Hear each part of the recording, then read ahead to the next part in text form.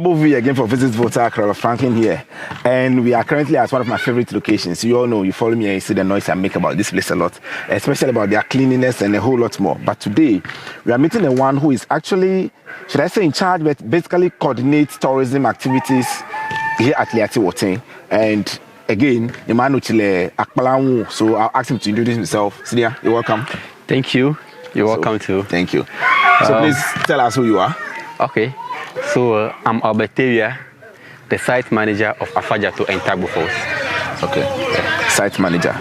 All right. So always, if I meet people in the tourism space or tourism sector, I ask them one question. How did you get into tourism? What brought you to tourism? How did you get here? That's a wonderful question. Yeah. All right. I would say first, it started from graduating from a tourism school. Okay. So I developed an interest in tourism. You know, I never planned doing tourism. I planned to be a business guy. Yeah. But upon graduating from the SHS, I was introduced to tourism, and I really love it. Businessman turned tourism fanatic. Yeah. Okay. So I'm not really from here. I'm from Adakulo. Who is Adaklu Mountains? Adaklu Mountains. You know that. You know this morning I did an intro and I spoke about Adaklu Mountains.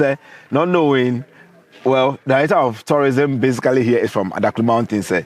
Okay. So you know, if you're in tourism, you can't be at one place. Yeah. You need to be moving around. So here is actually my first destination in the business. Oh, okay. Yes. So I'm here as a site manager. Nice, that's good to know. Fresh blood. Yes. Lot of energy. Ah! Okay, that's good to know. So tell us about your town. So this is your town now. So tell us about your town, Liati Wotin. Tell us about your town. Liati Wotin, as you can see, is a very small village, but with big vision. Yeah. We receive tourists from all walks of life. You know, here is the home of Afadzato, the highest mountain in Ghana. Oh yeah. And you also have. You know, I have a problem with that though, but you to be continued. So you let's keep going. Okay, that's fine. The highest mountain in Ghana, and is it not West Africa? People say West Africa, but I want to limit it to Ghana because we are in Ghana. Okay, sure. And we don't only have the mountain here. We also have a waterfall here, which is Tagbo for very refreshing. If you want a very serene environment, chill place to go, that's the place to be. So because of these two attractions, we receive a lot of visitors from different places. Foreign, locals, they all come here. I would say Liati Wotin is a very comfortable place. The people here are very loving. They are very hospitable. You know, sometimes visitors come, they don't want to sleep in any of the guest house. They prefer to be in the homestays and just to experience the way the people live their lives and all that. And it's very safe. We are loving people. Yeah. Yes. So basically, that's just about Liati Wotin. So quick one. When I came earlier in the morning, I saw some tourists, plenty whites. They were going to the mountain. Are they back already? Yes, they are back. Oh, okay. They came and left. Yeah. Okay. Right. So what is unique about this place? Of course, anyone coming to Ghana, whether no matter what it is, you have the chance to go to anywhere at all in Ghana. If you decide to come to the Volta region, you have a lot of other places you can go. But what makes Liati Wotin super unique? What makes it so special? Why should I come here? You have to come here. Whether you are in Volta or maybe if you are in Ghana, you need to come to Wotin. Okay. One is we are into ecotourism, and everything here is about nature. Okay. Yes. From the mountain, the waterfall, and even the way we live our life here. Yeah. We basically depend on nature here. So if you're a fan of nature, then this should be your home. Okay. Yes. So this is the destination for nature lovers. For nature lovers, yes. I see. Okay, so you mentioned the mountain, you mentioned the waterfall as well. Which of them would you like to touch on first? Okay, let's go waterfall before we come to the main course. Okay, just as we all know, Philly to be the highest in West Africa, Tagbo is also just like Philly. In the olden days when our forefathers came here, they were mostly farmers and hunters. So one day, a farmer went on a hunting expedition, and upon getting closer, you know, when you're getting closer to Tagbo Falls, you'll be hearing the noises, the waterfall, the sound. So he was hearing that noise, and he was very curious to find out an old man standing in front of the water. So he didn't understand it. So he came back, he told the story, he explained the story to the people here in town. So they decided to find out the meaning. You know, here in the Volta region, we always want to get the understanding of everything. Definitely. So they went to find out. And when they go, they realize that the waterfall is sacred. And the old man is the spirit behind it. So they decided to preserve that site and make it sacred for the community. Okay. Yes. But then, upon getting closer, you see, we call grandfather or an old man Togbe or Tagbo. So when he was getting closer, he saw the man. He was calling the name of the man, Tagbo, but the man wasn't responding. Upon getting closer, the man disappeared. That was when it dawned on him that no, there's something behind. So when he came back, he narrated the story. They went to find out, and they realized that the water was sacred, and the old man was the spirit behind the water. So that's how can we name the waterfall Tagbo Falls. So originally the name was Tagbo Falls. Tagbo Falls, as in grandfather's falls. But when the tourists came, you know, they couldn't pronounce the word well, so they were calling it Tagbo. That's how it became Tagbo. If I hear stories like this, it makes me very uncomfortable because it's our name. If you come and you cannot pronounce it, why should we change it for them? So technically, it's Tagbo Falls. It's Tagbo Falls. Grandfather. No. Also, people call it Togbe. People, Togbe but here that's Tagbo. Tagbo Falls. Like it depends on the accent.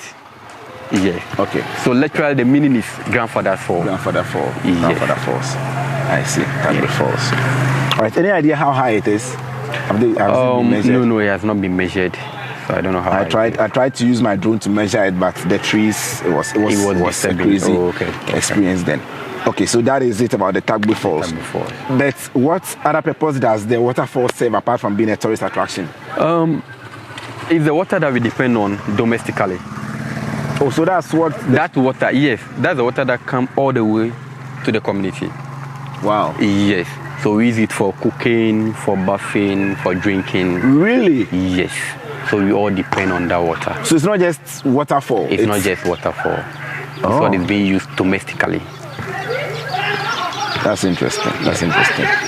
Okay, so speaking of the waterfall again, you know, for the waterfall, one thing about it is that it has a large base. The place is very wide where people even have parties and events over there.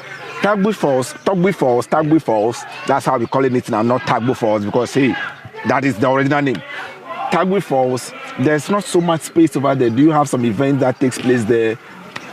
Oh no, because of the narrow space, we don't really organize any event over there. It's only for nature lovers. Maybe you want a quiet place, you can go there, have your quiet time. Yes. People do camping over there. Okay, yes. That'll be good. That'll be good. Especially the foreigners, they want that serene, fresh environment. They go there, do camping 4 or 5 days, then they come back. So actually, the first day I came here, there were some military guys also who were camping. Okay, they do, of course, they are for security reasons. They didn't give me details. They were like, oh, they are around, they've been here for a few days, and basically that was it. So I realized, okay, that would be a good place to camp as well. Okay, and even the path heading to the falls, I remember quite well. There are some cocoa farms, and then some. Like the vegetation is very rich. It's very rich. Yes, very rich. You have cocoa, plantain, and all that. I see. Yeah. I see. Okay, so let's come to the main course. Afadzato. And one interesting thing about Tagbo Fall is that it doesn't get finished.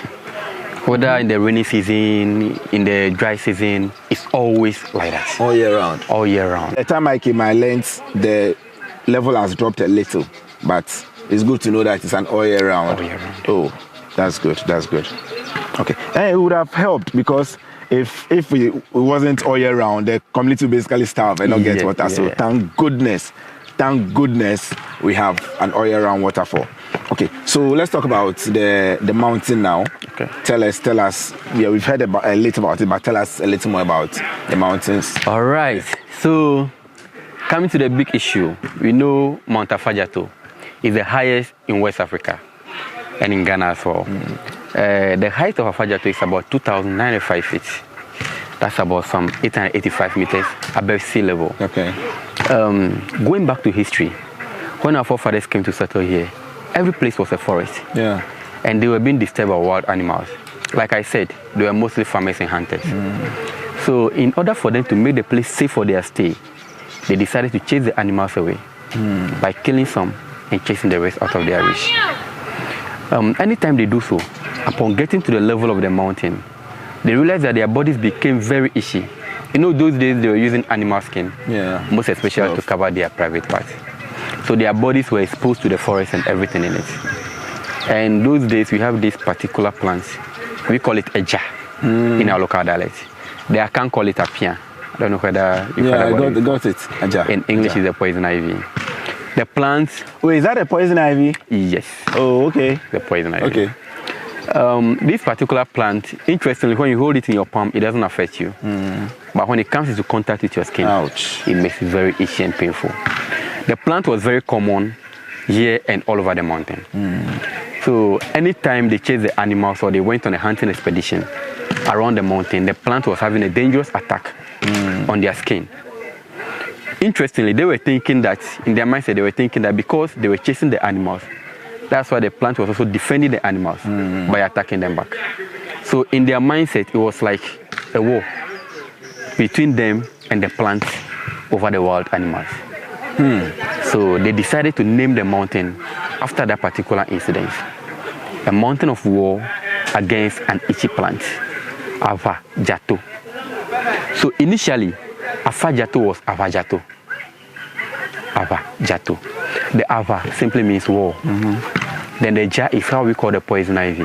The plant. The plant. Then the To is mountain. A mountain of war against an itchy plant. Afadzato. And let me guess, the foreigners came again and changed it to Afadzato. As you know. Oh, boy. And in writing the name of the mountain, this particular alphabet it's not part of the English alphabet. It's tough. It's even tough for them to pronounce. So they decided to use F instead of V. So that's how come Afadzato became Afadzato. Climbing Afadzato will take you about an hour roughly from the base to the top. We divide the journey into 4 equal parts. So from the base, you move to the first quarter. We call it quarter. The first quarter. Then from the first, you move to the second, which is halfway through. Then from the second, you go to the third. Then the fourth one takes you to the peak of the mountain. We have ropes at some point that you can hold on to for support. And at some point too, we have steps to guide you in climbing. So now the pathway is also very safe. At least I've not seen the wild animal myself before. And the itchy plant is no longer common. The Ja is no longer common. It's no longer common. It's funny, I've never climbed a mountain before. Oh really? I didn't know. How is that possible? You are making noise about tourism in the Volta region and the highest in West Africa. You have to climb it before going. Moro, you have to. This is my challenge. This is my challenge. Anytime I come and I have time to climb like now, I don't bring the drone. And I can't climb this and not get the drone shots of the place. So I don't. Then the days I bring the drone, I'll be so busy. I only have time to go. Yes, for the first time I actually flew the drone all the way to the mountain and went around. But with my legs there at the top. Oh, you have to experience it. It's a great experience. It's a great experience. You have to. Well, let's see what happens. Let's see what the future holds. Or People come and they look at it. Oh, is this the Afadzato? We say yes. But it's not tall. This one, exactly. If you start, you tell yourself whether it's tall or not. That brings me to the height issue. When I arrived here, I was also disappointed. Like, is this the whole thing? Then I can't say it got worse. But when I saw it, I was a little disappointed. But it's not at all. Then I took the drone up, flew, and I realized that, wait, the one behind it is even taller. And I'm like, this doesn't make any sense. Why is it then the tallest? Then when I turned the drone this way, I saw the twin mountains, like, wait a minute, this one's even way taller. So I flew the drone all the way to that side, and it was loud and clear. Like, these two mountains are taller. The one behind is, why is it the tallest mountain? That's where I have my challenge. Okay. It's not a challenge at all. Why? It's because You know, these are ranges. Yeah. This is a Capping Togo range. We share borders with Togo. Yeah. So this is a Capping Togo range. And those that you are saying, the twin mountain, and then the one at the back, we call it Aduadu. Yeah. Mountain Aduadu. You know, it's just like they are standing on another mountain. It's a range of mountains. I don't know whether you are getting me. Yeah. So a chain, like a long chain. That's the word. A chain of mountains. So they are standing on another highland. That's how come they are taller than Afadzato. So you don't say Afadzato is the highest peak. When you are saying peak, it means what is. We say Afadzato is the highest mountain. But when you're talking about the highest peak around here, it should be either Aduadu or the Twin Mountain. But when you're talking about the highest mountain, Afadzato is the highest mountain. So Afadzato is standing on its own. It's standing on its own, right from the ground. Guy things. No support. No carry me on your shoulder and let me watch the sky. Nothing like that. Thing. Yes. Guy Afadzato. Okay, so that is why it is the highest mountain. Yes. Okay. Well, it will be odd to ask you this, but I believe you have climbed it yourself before, right? Several times. Look at him. He's coming at least once every month. He's coming to make me feel like I'm a small boy that this but you have to try and conquer before going back. It's a must climb. Yes. Okay. So that is about the mountain. The mountain, yeah. So do people? Okay, it's quite famous. Like Afadzato now, it's quite famous. Very People famous. come all around the world to come and conquer the mountain. That is how I call it. They want to come and conquer the mountain. Apart from these two major sites, the waterfall and then the mountain, are there any other things, something peculiar about the town that, you know, might be attractive to tourists when they come around? Yes. We have something we call the palm wine tour. Charlie, I just took some palm wine, eh? Okay, you tell us about the palm wine tour. We have something we call the palm wine tour.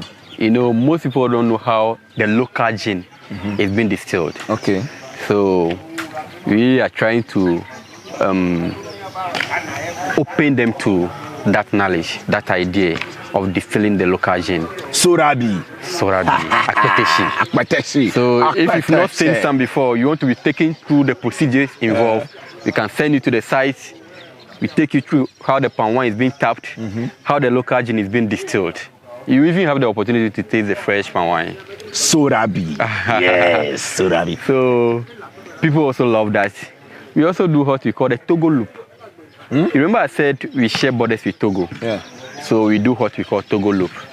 We take visitors from here, walk all the way from here to Togo. Yes. We use the Twin Mountain, walk from here on top of the Twin Mountain to Togo. There's a town in Togo called Kumabala. Then you can have the chance to spend a night in Togo, experience how Togo life is. Then from there, the next day we move from the Togo, pass through Aduadu, the other mountain at the back of Afadzato, pass through that side, go to Fli. You know Fli has... No way. Fli has upper and lower falls. 2 layers. So you go to upper falls, you descend to lower falls, you go to Fli, you enter Fli township, then you come back. No. So that's a long hike we do here. So hold on. You first climb to a hike to the Twin Mountain. The Twin Mountain. Enter Togo. Spend a night there. Move behind Aduadu. Yes. Essentially it's actually behind behind Afadzato, so on top of Aduadu. Okay. There's a pathway there on top of Aduadu.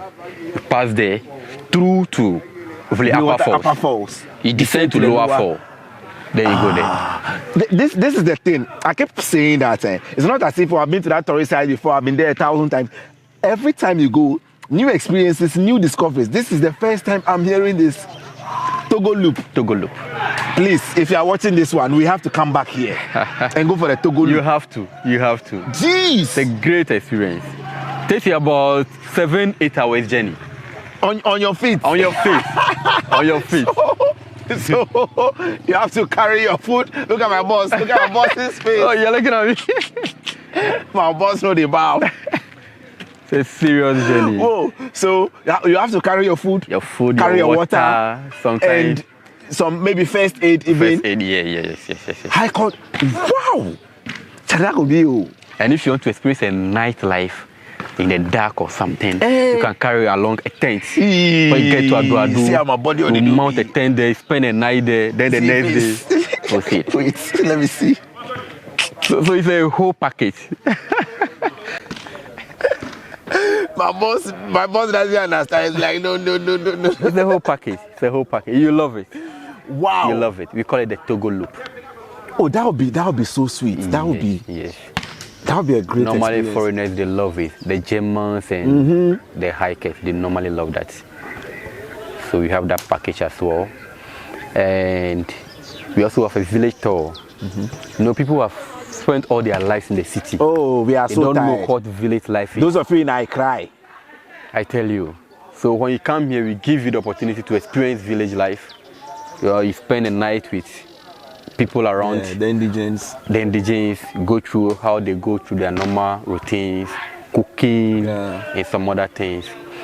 How the cocoa bean is being handled here from the start to the finishing stage before sending it to the market. They can take you through that.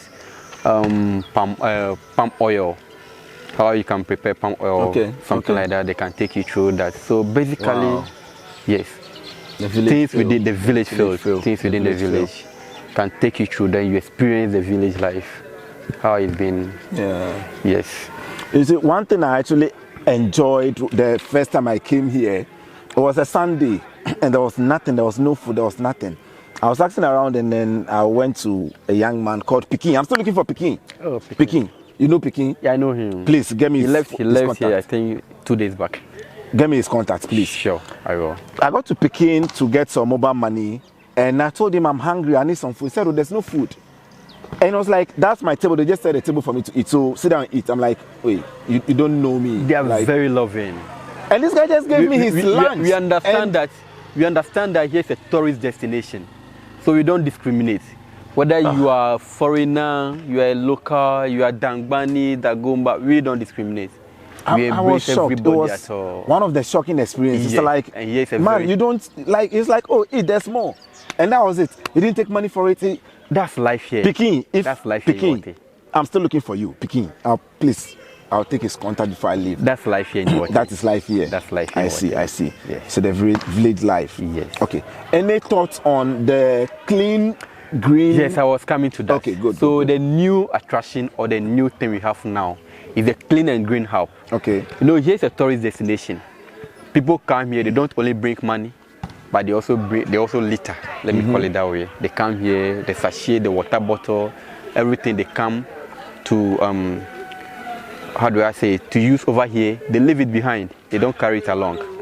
So those waste materials is becoming too much for us. So we are trying to process it into something else that can be used in the society.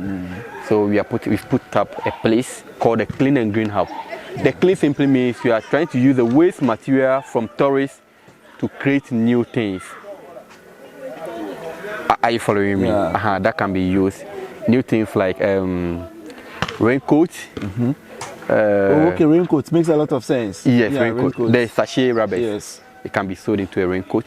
So when it's raining, you can just put it on. Bags and all that, scarves and all that. Yes. I saw aprons. Aprons. I saw purses. I saw a lot of recycling things. The recycling things. I think even some rotten wood was converted to some very beautiful art pieces. Yes. So that's what we are trying to do. That's the clean aspect. And the green aspect is what we've done here. We are trying to protect the environment by planting new trees, protecting the existing ones. So if you are going to the mountain, you are going to the forest, those places are preserved places. You don't have to go there and cut any tree. So that's the green aspect. But right now the focus is on the clean aspect. Trying to recycle the waste materials into something that can be used in the society. The hub came online not long ago, from what I can see. But way back when I arrived, the town was already super clean without even the clean and green hub. And now I was told you had a lot of awards. The town got a lot of consecutive awards as one of the cleanest towns in a while. So even without the clean and green hub, you were getting awards. With this thing on board, I believe the town is going to get even way cleaner. Hopefully. And way more beautiful. Hopefully. That's actually the plan, the focus. That's the focus. I see. Looking around, you can see we have some waste bins around right in town. You have these waste bins, advantage point, right from town to the base of the mountain, and from the base to the apex, we have these waste bins, this advantage point. Going to the waterfall, you see them along. So we are trying to manage waste here, because we understand a lot of people come here. So if you don't put that in place, it's going to worry. That is really beautiful and fascinating. It's good.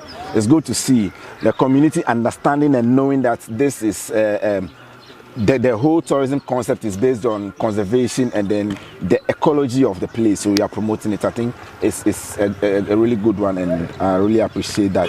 Okay, now one of my headaches, I don't want to say headaches, but one thing I really wish is that in the next year or maximum 2, Volta region will be on the list of top 10 most visited places in Ghana. Even top 5 most visited places. Anytime that list comes out and then Volta region is not part, it gets to me at a personal level. So since you are in the space, what do you think we can do as a region? Okay, not just here, we'll come to Liatido, but as a region, what do you think we can do specifically to promote tourism more and bring more people to the region? Okay, I would say we have to know what we have and how to put it across to other people. Volta region is a tourism hub. I always say that. There's nothing you'll be looking for in terms of tourism that you can't get here in Volta region. So we have to know what we have and how to put it across. Let me take my site, for example. I've been here in Afadzato since infancy. So when I first came here and I saw the road, I look on my phone, the network. I was like, wow, this is really bad. People have been MPs from Volta region, even presidents. You see, nobody will come and do it for us. We have to do it for ourselves. Good. This place shouldn't have been like this, but look at the way it is. We need to improve upon certain things. My place, we need a road, a good network. People come here, foreigners come here, or let me say tourists come here. They decide to spend 2-3 days, but network alone discourages them. So the person is a businessman. You want, the environment is serene, but no network, he can't do business. So the next day off, he's gone. We have to start solving these little problems to encourage people to patronize us. So that's the first one I'll touch on. The second one is we need to be proud of our region. There are people at big places that they don't even want people to know that they are Voltarians. You see, meanwhile they can make an impact. With the position, they can make an impact. But they don't want people to know that they are Voltarians. So if you don't want to be affiliated to where you are coming from, your roots, how then can you convince somebody to patronize you? So we have to change our mindset towards where we are coming from and what we have. Nice one. Nice one. So that's a general overview of the Volta region. So what can we do as indigenes of Liati Woten? What can we do in our power around here, in our own small way, to promote this town and tourism here? What do you think we can do to promote here? Number one thing I would say is that tourism comes with a lot of branches.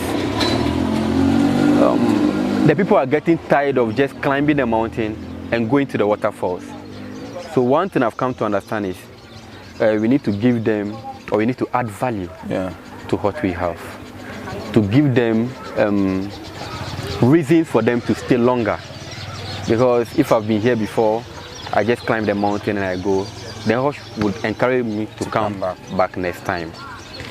If you look around, you made mention of there's no restaurant and all that. There was a time you came here, you were looking for food, but you couldn't get one. Hadn't been that you couldn't get that favor from Peking. Charlie, I go hungry off. You see. So those branches have to come in. There should be a restaurant, a reliable restaurant that will actually encourage visitors to spend longer time here in town. But already Tagbo Falls Guest House. What's the name? Tagbo Falls Lodge. Tagbo Falls Lodge. I think they are doing quite well. They are doing quite well. Okay. Tagbo Falls is doing tremendously well. Yeah. They are trying their best. Another thing I also say is that the community, though we are hospitable, but they think that tourism is one-man business. Yes. Okay. That's their thought. So if that mindset can be rubbed away, if they can embrace the tourism thing as a whole, it will help. Okay. Yes. I see. It will help. I see. Okay. So what are your final words? What are your final thoughts on, just your final words? That's your camera. So talk to your camera, your final words. All right. Hello, you there? If you've not been to Liati Water before, then our advice, you need to make our time to come. You are into ecotourism, and right now, as you all know, ecotourism is what is trending now, and you can't leave Liati Water out if you want to enjoy ecotours.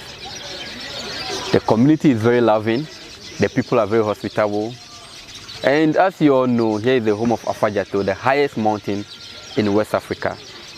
So you need to be here. Come and experience real nature. Don't just be in the city doing nothing. No, you are tired of city life. So come here, let's enjoy the village life, the quiet, the serene, and the peaceful life here. Yeah. And trust me, you enjoy it, you'll love it. I hope to see you. So before I let you go, there's one thing we want all our guests to do. So we always say visit Volta. Okay, so we want it to be like a tagline that will catch on to everybody. So we do this. It's double V. So V for visit and then V again for Volta. Okay. So you want the camera and tell us it's double V for visit Volta. So double V for visit Volta. Yeah. And don't forget Liati Water, the home of Afadzato. Nice one, nice one. So you heard it all. That is the tourism coordinator for Liati Water, Tagbo Falls, and Mount Afadzato or Mount Afadza and other stuff. So on that note, I'll leave it here and then I'll see you in the next one. Peace out.